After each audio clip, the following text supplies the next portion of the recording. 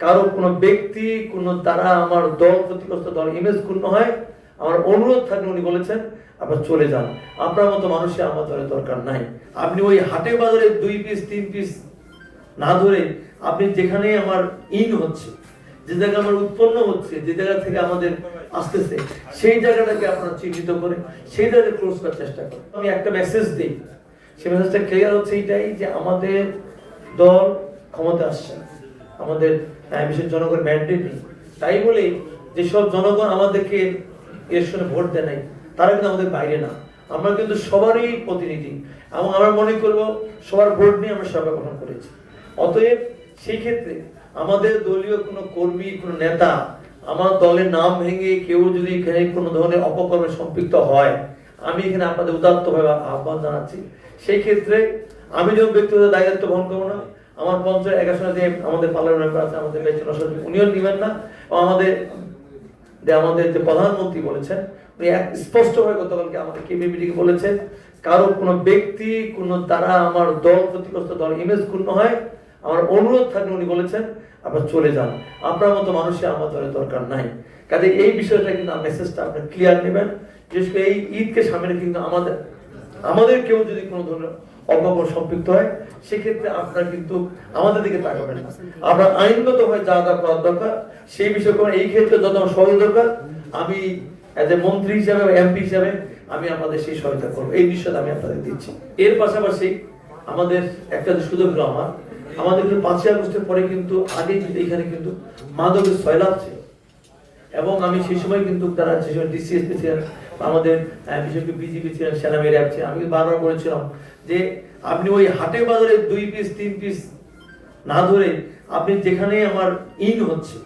যে জায়গা আমার উৎপন্ন হচ্ছে, যে জায়গা থেকে আমাদের আসতেছে, সেই জায়গাটাকে আপনারা চিহ্নিত করে সেই জায়গায় ক্লোজ করার চেষ্টা করেন। আমি কিন্তু কিছু জায়গাগুলো চিহ্নিত করে দিয়েছিলাম, এইসব জায়গাগুলো, তাই না? এমন আমার কিছু কিছু এলাকা আছে যেমন ঠাকুরগাঁও এবং পঞ্চগড়ের এলাকাটা 2টা জেলার মিলনস্থল, আমাদের ওই যে চেংঠি বা ওই যে আমাদের ঝড়েশাসে বা আমাদের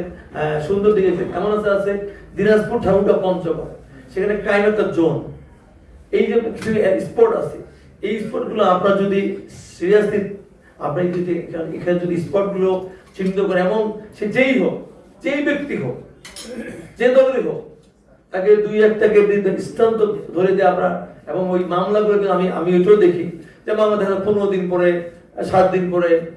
ছাড়া পাওয়া যায়, 1 মাস পর ছাড়া পাওয়া যায়। সেই ক্ষেত্রে আরো কোনো যদি এটা আমাদের বিশেষ করে পিপি আছেন জিপি এর সাথে আলোচনা করে সেইভাবে একটা মানুষ যদি 6 মাস অন্তত এইভাবে ছাড়া না পায় তাহলে কিন্তু তার পরিবারগতভাবে তার কোনো একটা সাফার হবে বা তাদের মধ্যে একটা আমার মনে হয় তাদের মধ্যে একটা পরিবর্তন আসতে পারে বা একটা আত্মহত্যার মধ্যে আসতে পারে, গ্লানি আসতে পারে যে না পরিণত হওয়া যায় কিনা। আমি এই বিষয়টা আপনাদের খেয়াল রাখার চেষ্টা করবেন। এই রমজানকে সামনে রেখে কিন্তু আমাদের বিশেষ করে নিরাপদ সড়ক বা আমাদের বিশেষ করে অনেকে আছেন যারা এখানে চাকরি করতে আসে, হয়তো বাড়িঘর ছুটিতে চলে যাবেন, সেই বিষয়ে কিন্তু আমরা খেয়াল করবেন। ওই সময় কিন্তু বিশেষ করে যারা এই নেশাতে সম্পৃক্ত তারা কিন্তু বিভিন্নভাবে এই চুরি চামারি বা বিভিন্ন ধরনের আহাজারি করার চেষ্টা করেন। এই বিষয়টা কারণ আমরা আমাদের এইটুকু আপনার খেয়াল রাখবেন, আমরা কিন্তু চাচ্ছি যে রমজানকে সামনে রেখে গত সরকার আমলে কিন্তু এই রমজানের সময় কিন্তু আমাদের নিত্য পর্যন্ত বলেন, আইন শৃঙ্খলা বলেন এবং নিরাপদ সড়ক বিশেষ করে ঢাকা থেকে যারা আসতে নিতে সময় তারা কিন্তু স্বাচ্ছন্দ্যে আসতে পেরেছেন। কাজেই সেই ক্ষেত্রে কিন্তু আমাদের ফার্স্ট প্রায়োরিটি ছিল এই রমজানকে সামনে রেখে এটা করা। এরপরে যেন আমরা যেমন কমিটমেন্ট ছিল আমাদের ফ্যামিলি কার্ড দেবো, আমরা কিছু ইতিমধ্যে আমাদের সিদ্ধান্ত হয়ে গেছে, আমরা যেগুলো কাজ করবো। যেমন আমাদের মন্ত্রণালয়ে আজকে সিদ্ধান্ত হয়েছে যে আমরা এই বিশেষ করে আমাদের পানি সম্পদ মন্ত্রণালয় থেকে 6 মাস কাজ হয়, এর মধ্যে প্রায় 3 মাস শেষ হয়ে 4 মাস চলতেছে, আর হয়তো আমাদের এপ্রিল মে মাস পরে কাজ করতে পারবো। এর মধ্যে আমরা কিন্তু প্রায় 200 কিলোমিটার রাস্তা আমরা কিন্তু নদীতে আমরা জলাশয় বা নদী খনন খাল খনন করে সেখানে আমরা সেখানে পানি সংরক্ষণ করবো বা আমরা এগুলো খনন করে আমরা এগুলো আরো যেন আগামীদের জন্য আমাদের জন্য বিশেষ করে এই যে নদী নিয়ে যে সমস্যাগুলো আছে সেই সমস্যাগুলো আমরা সমাধান করার চেষ্টা করবো।